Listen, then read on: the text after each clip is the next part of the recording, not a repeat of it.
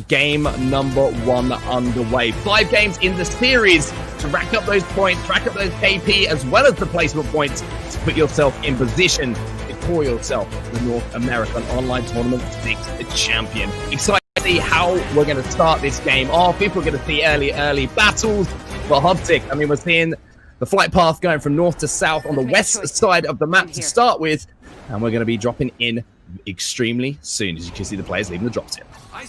Absolutely, and for those that aren't super in tune with competitive Apex, the drop flight path is extremely important. It dictates how much you have, how much time you have to actually loot. So in this flight path in particular, any team going refinery is going to have way less time to loot because the timer for the first zone is going to start way before, say, somebody who drops at Mirage, which I believe is Team Rogue.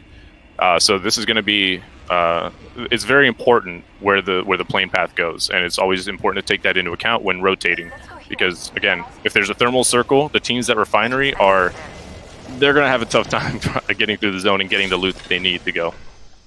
Yeah, we've seen it so many times. Just a few seconds on a rotation can really harm you, can completely put you behind 2 or 3 teams who use that extra 2 or 3 seconds to get ahead of you. And when they're ahead of you, that means that spot's going to be taken. So difficult if you are falling into those kind of criteria early on. However, you can see all teams have seemed to land pretty safely here. And this team here is going to be Swervesy, Kane, and the Rambo are going to be able to loot pretty comfortably on the train uncontested. Now they're going to be moving to the little settlement just outside of Fragment, maybe looking to pick up a beacon on their way past. Yeah, you saw they got the train, but it didn't seem like they got anything all that crazy out of the train.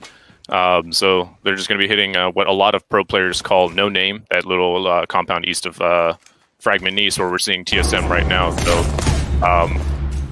we see Sama's team here doing the trials, actually, which isn't something you see, honestly, all that often. And we saw a little bit in the last tournament, and obviously a pretty good way to pick up a little bit of loot on your way, and not too much of an area that is contestable. Also see a little bit of Caustic being brought out here by Junior Claw, so that's going to be interesting as we get towards those end circles. We know how important, of course, making sure your Caustic player gets to that end circle. He can be so devastating, and I'm going to paraphrase you a little bit here, Hodzik, but I'm pretty sure that you said if you're the only Caustic in the end game, you win the game. Absolutely. I mean, that's one of the most annoying things about him is the only thing to counter Caustic is basically Caustic. Sure, his ult gets eaten by Watson, by the Watson pylon. However, the barrels do not. If you happen to get a barrel off in that last pin drop circle, which you'll hear me commonly referring to that if you aren't sure what a pin drop circle is, it's that very last circle that's literally as thin as a pin. If Caustic gets any gas in that zone or in that circle, he basically just wins. And the only way to counter that is to have another Caustic who does not get affected by the gas. So Caustic has this very interesting effect of, if a good team is running Caustic, it forces other teams to also run Caustic. So, this is something some pros call the X Games effect, because this was a big thing in the X Games in the last summer. A lot of squads, I think TSM popularized it. They started running Caustic in scrims, and then all of a sudden, and they were obviously doing very well.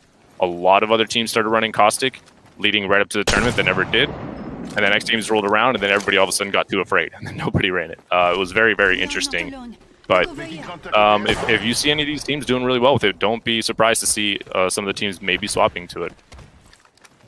We're going to jump on board here with the new look Sentinels lineup, and it's going to be Xenox, who we're going to be watching the point of view of, obviously running the main as the Wraiths, as his main here, as Peach and Crust are going to be running the Gibraltar and the Watson, so they're pretty much set up to play edge circle, or however they want to rotate in towards the circles as they move towards the map. I did get an opportunity to look at that first circle, and you can see it here towards the north, very central north of the map, maybe finishing around potentially the survey camp, or going a little bit more northwards. What are your thoughts on your predictions for a circle here, Hotpick, just within that first initial circle on the map?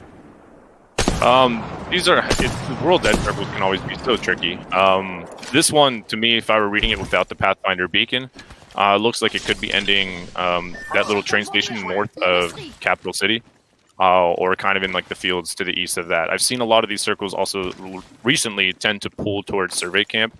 But if I were reading this circle, if I were calling my team's rotations, I'd probably be reading it somewhere around there.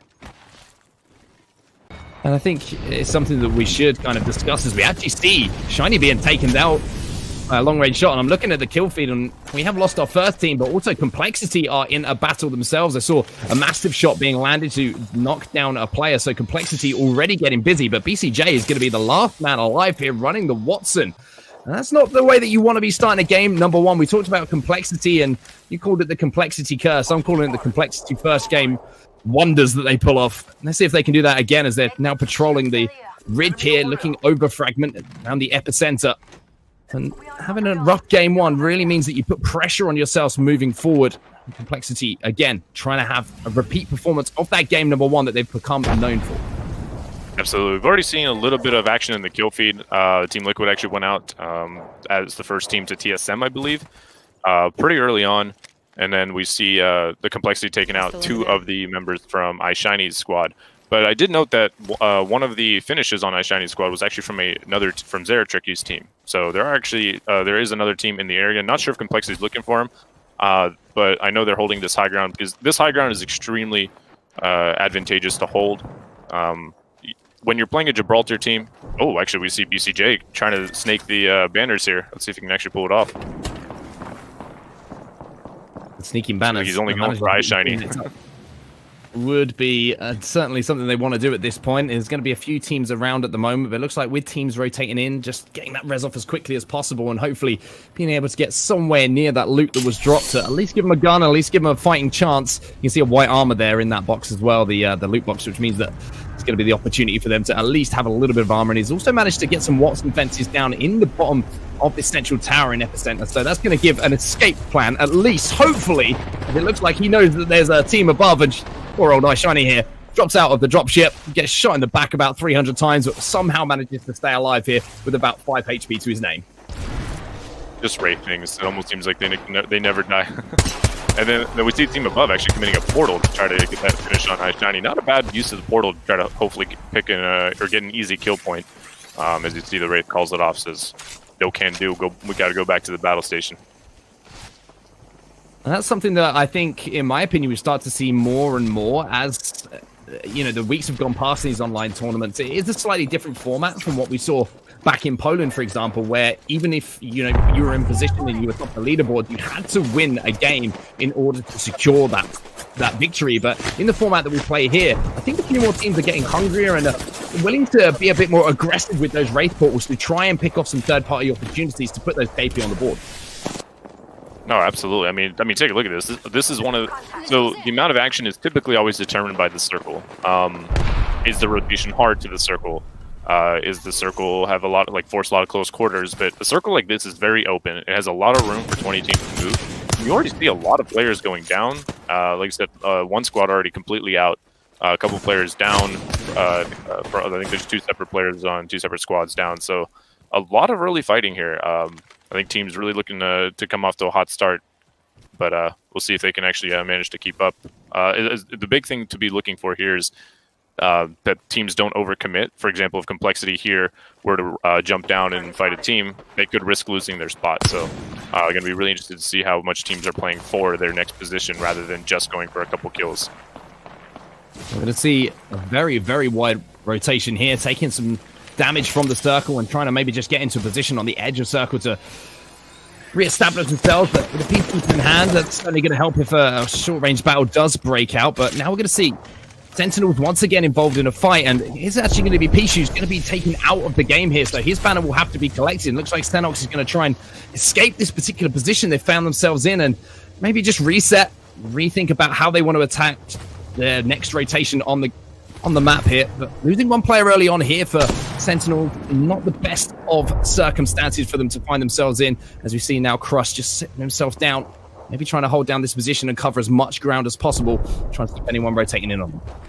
We see Complexity actually third-partying. It was HRN, Hill's team, that actually got the knock on Peach, but now we see Complexity taking shots at them. And notice, if you remember, Complexity took that strong rotational spot up in Epicenter. Look where they are now. This is what I was talking about. I mean, they just want to push teams. They go for those kill points. I'm assuming they're hunting someone down with this portal. Yes, they are. You can see that poor player desperately trying to get away. But the only problem is the scariest thing in the world in Apex Legends is having a wild monsoon running at you. And that is exactly what he's doing. I don't know who it is running at the moment, but all I know is I feel incredibly sorry for him at this point because he's got the entirety of the complexity lineup, chasing them down, desperately trying to kill them. It's from HRN's team. So HRN is completely out now, and that's another strong team right there. Sauce, RKN, and Hill. Not sure what happened on RKN, but yeah, I mean, like I said, they had a spot in the zone. This is the only team in this tournament that would have rotated all the way to the southern end of the circle just to get a couple of kill points, and that's what I'm talking about. As we see Solifide getting in a bit of a scrap. The complexity, I love it when that happens. I love it when you use something up as a commentator and you see it in effect not only in-game but in the first game as well. Complexity showing how they love to play the game, and Solifide as well getting involved in a battle and coming through that portal, but the problem is the player did get knocked in there, and now the great effects of Watson fences, are going to go up, but it looks like the only problem here for Clarify is he's being pushed, and him and Metro are going to have to retreat here as they have lost their Wraith player Pride, so that means they'll now be down to a 2-man, and maybe that push didn't quite go the way that they were expecting, and certainly the way they would have hoped. And that's 3 teams again. That's not actually just 2, like 1-3-3. Solifide was originally pushing aim assist here, as you see Gentrifying just trying to lay low in the zone. This was the initial fight, and then Solifide took the portal to chase Gentrifying down, and all of a sudden they were met with Silver Fox, No Coco squad. So yeah, you see a lot of crazy aggression. I'm sure there's going to be a lot of angry tweets at some of the pushes some of these teams are doing later on Twitter. Well, that also gives us something to look forward to when the tournament is over. We love a little bit of Twitter drama. We love it in competitive gaming. We love to see players, showing their passion.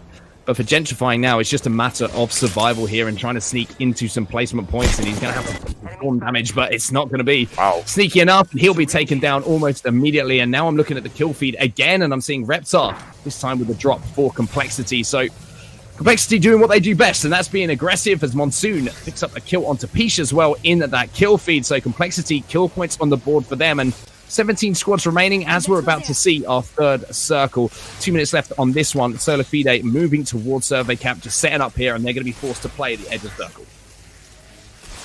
Yeah, and without Pride, it's going to be a lot harder for them to rotate into zones and whatnot in tricky spots.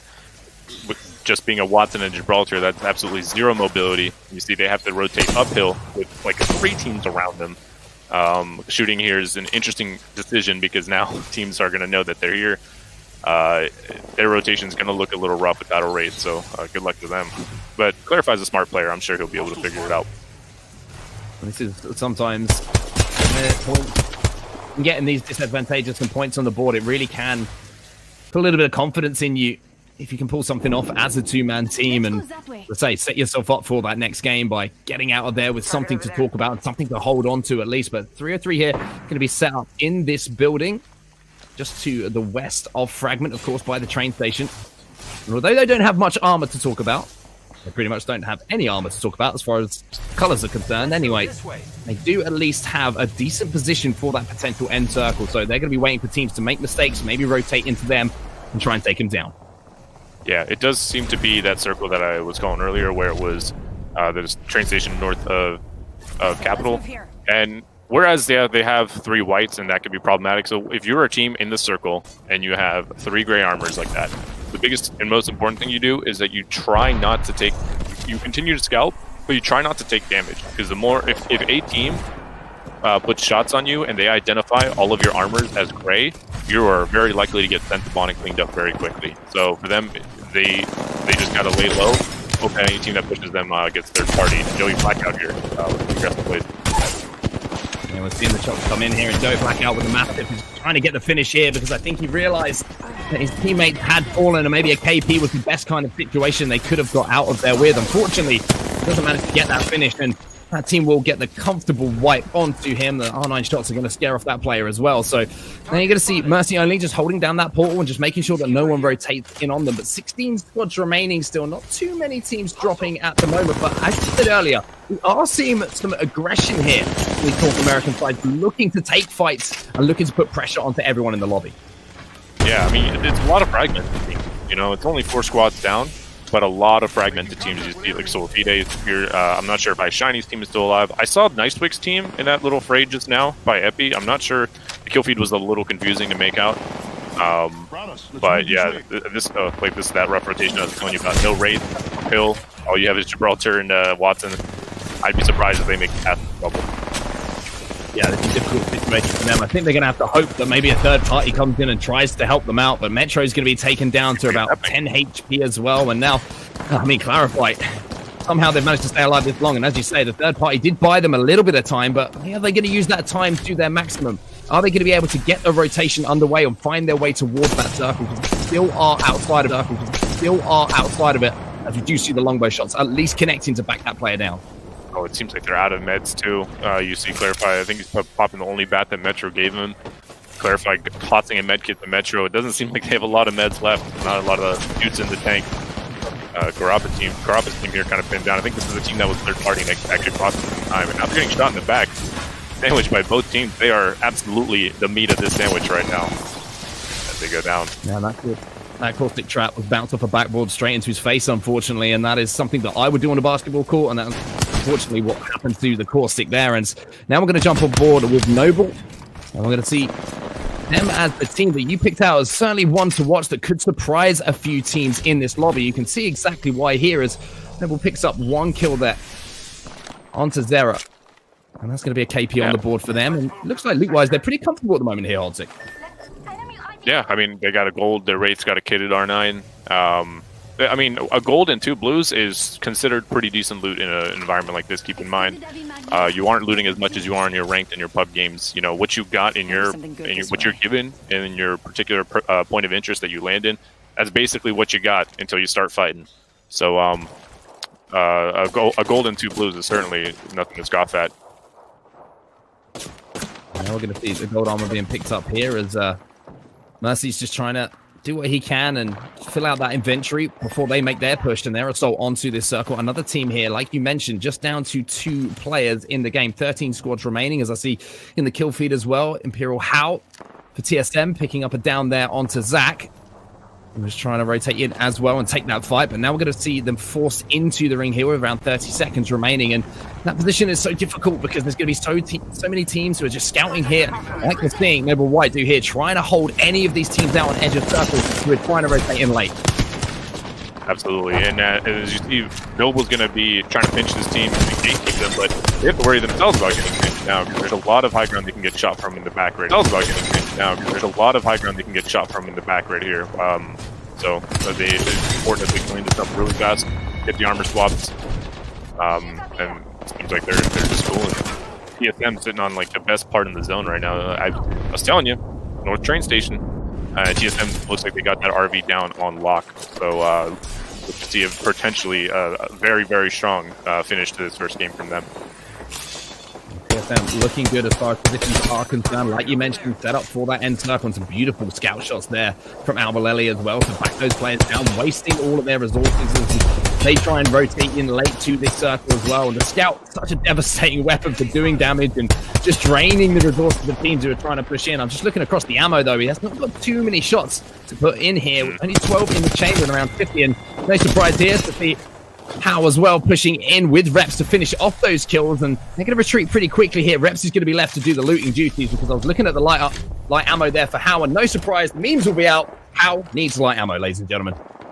Yes, and unfortunately, Albrelli does as well. So we'll see if there's enough to go around. You know, with Albrelli and How going back, retreating after those kills, the call is being made, I'm sure, for Reps to they're asking Reps for certain loot, and I'm sure they're asking for that light ammo. And the big thing here as well for TSM is the fact that with that push onto that team, they've pretty much cleared out their west side of anyone who was rotating in now. So now they can just concentrate on one side of the map when teams trying to rotate into them. And when you've only got to worry about teams pushing from one side, it's essentially going to give you free reign to rain down shots on teams who are all going to be fighting each other as they rotate in. Absolutely.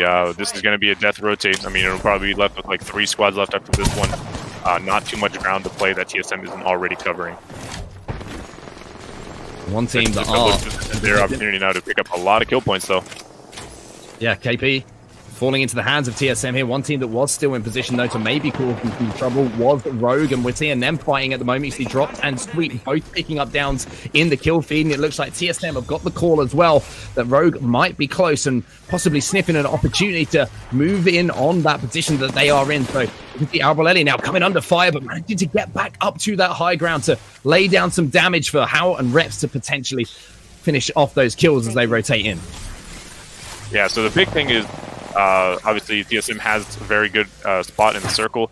The next circle, the pin drop circle, is actually it looks like it can be sometimes buggy on the map from the spectator standpoint, but it looks like it's actually pretty close to Noble. And Noble is the most geared here with 2 golds and a red. Keep in mind, TSM's been doing a lot of killing, but they're not all completely geared here, as you see Hal with gold, but Reps and Alb, at this stage in the game, with only blue, and their guns aren't that ideal. You see Alb really with a Scout and Eva. Not the most ideal. It can work, but not the most ideal. As you see, they're pinging out all the teams. Alb really trying to get a cheeky angle here. TSM in a perfect position to potentially win this game. However, they don't have the armor, but they do have the positioning on the map. And with just 3 squads remaining here, it's just a question of timing here. A question of timing here for TSM. You can see them set up. They're waiting for those 2 teams to engage. And that's when TSM are going to try and strike. As soon as they see maybe 1 knock, maybe 2 knocks, that's when that accelerator is going to be pushed. Absolutely. Every team, all 3 teams here are thinking, what can we do to stall and make sure we're not the first team that has to fight? Because typically, BR 101, 3 squads left. Typically, the first 2 squads to fight are the ones that are going to go down. So, it being 3 full squads of 3, you see Noble destroying the Watson ult so he can actually not grief his own Caustic's ult. Very smart play here. We'll see how it works out. We have to see if that caustic does have a big effect as well as it moves towards that end circle with just 3 squads remaining. And one of them having that caustic on hand, you have to think maybe they're going to be in a position to do some serious damage. I'm just looking at the shields of Hal here being dropped. Ampaletti desperately trying to look over his teammate and do some damage to keep them alive and land some nice scout shots himself to back off that player. And Ampaletti kind of got the world at his oyster at the moment as Hal's now going to push out and get it down onto Vayne now from Noble. And now they're going to retreat swiftly back into that truck. And it's a smart play there. Don't overcommit to those fights because, as I say, there's always that third party just waiting to push in and take advantage. And that third party could potentially be Rogue here. Absolutely. And that's, you saw it. As soon as they got down, Rogue immediately moved to do some damage as they're cleaning up one of TSM and one of Noble. And it looks like they're all down, actually. There it is. Rogue now pushing in, and a perfectly timed push there from Rogue means they will win your game number 1 here on online tournament number 6. And my favorite thing about that is we had the TSM Rogue rivalry kind of rebrewing itself, but also your pick, your dark horse there. Noble doing a great job towards the end of that game, coming in 3rd. Yeah, like I'm saying, they're big dark horses, but big congrats to Rogue. They were in a really awkward spot there, being on that high ground or low ground, sorry, under the pipe. But really smart of them to kind of move up the left side, climb up the wall, and just patiently wait. I mean, the way that circle was, they read it. They saw that TSM was above on that little hill, on that perch, and they saw that Noble was right next to them. They knew that the circle would eventually force them to have to fight each other, and they put themselves furthest away from the fight to make sure that they are indeed the bread of the sandwich, and they take home the win.